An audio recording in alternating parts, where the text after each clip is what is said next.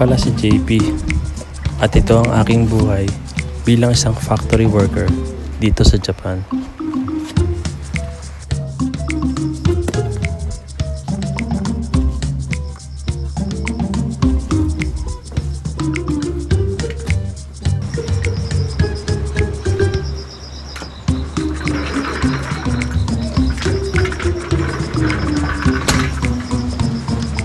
Good morning. So yun, papasok na ako sa work. So tara.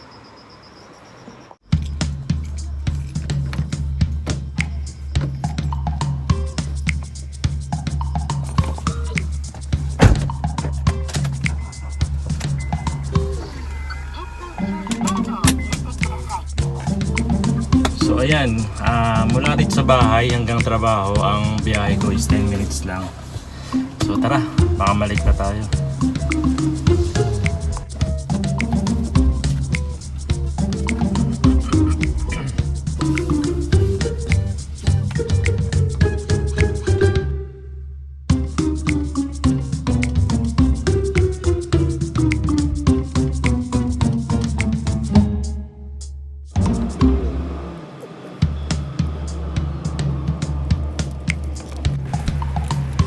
Ayan, nandito na ako ngayon sa factory na pinagtatrabahoan ko.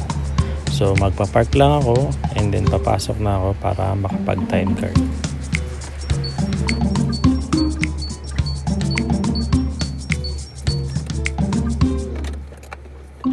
Okay, so papasok na ako dun, magka-time card lang ako, then mag-start na ako ng trabaho. Okay.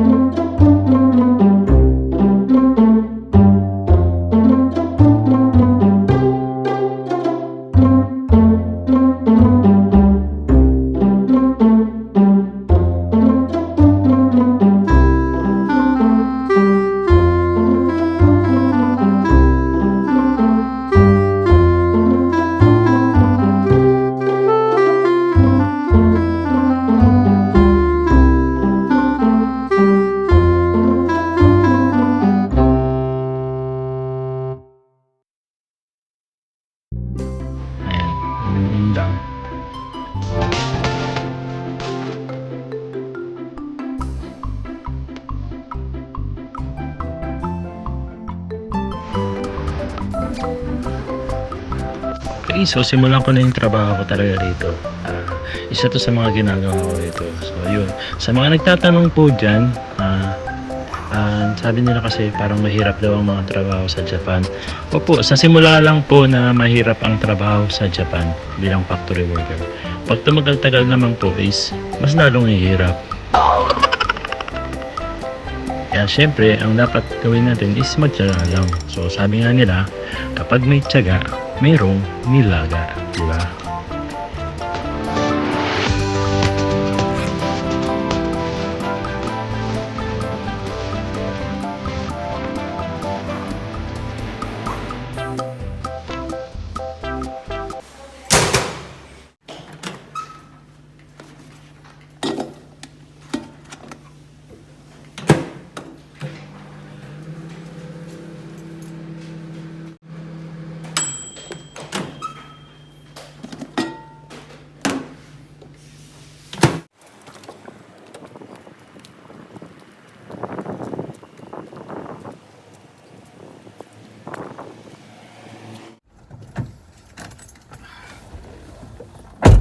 Okay, so ayun, lunch break ko na at kakain muna ako ng lunch. Okay?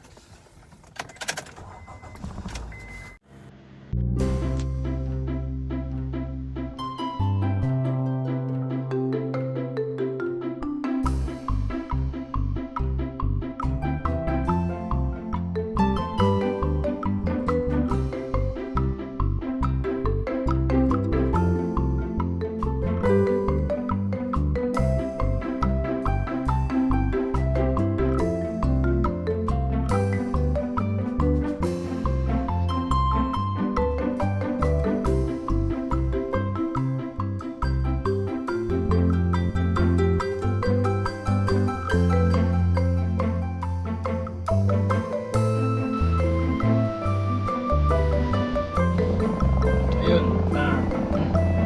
dati ang break time namin saktong 12 ng tanghali.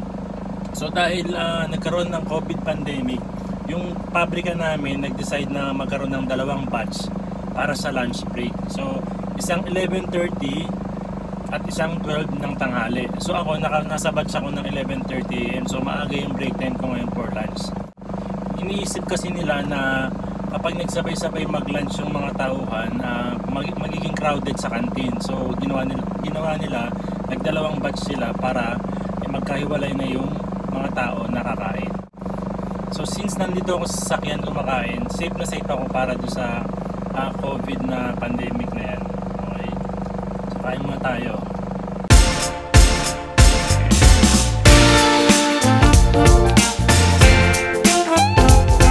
Yun, tapos na akong kumain. Magpapahinga muna ako. So baka umidlip muna ako para mamaya pagbalik ko sa trabaho, may power ako ulit. Okay?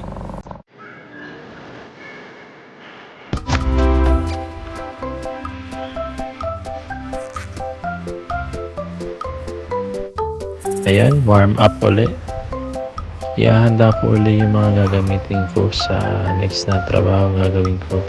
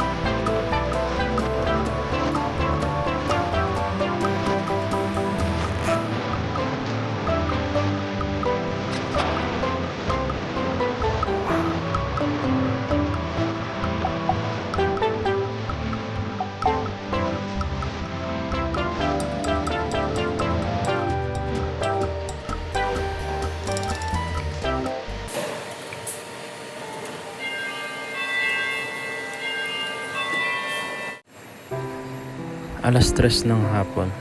Ito yung mga oras na mararamdaman mo na yung hirap at pagod. Na parang gusto mo na bang sumuko. Pero siyempre bawal sumuko. Dahil maraming nakaabang na bayarin.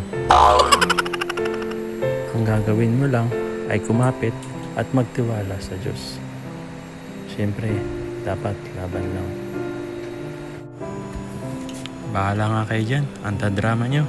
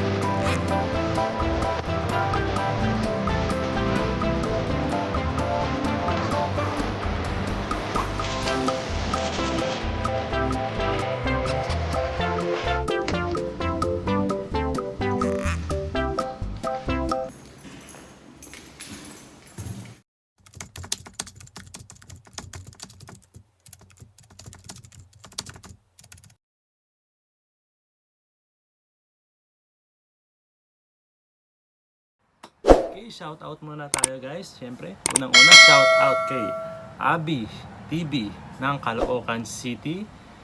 Shout out kay Shane's Channel ng Mendez, Cavite. At siyempre, shout out din kay Biel Berna in Japan ng Japan. Okay, maraming salamat po sa nood ng video na ito. Kung nagustuhan mo ang video na ito, huwag mong kalimutang mag-like at mag-subscribe. At kung hindi mo naman siya nagustuhan, i-comment mo na lang. Okay? Bye!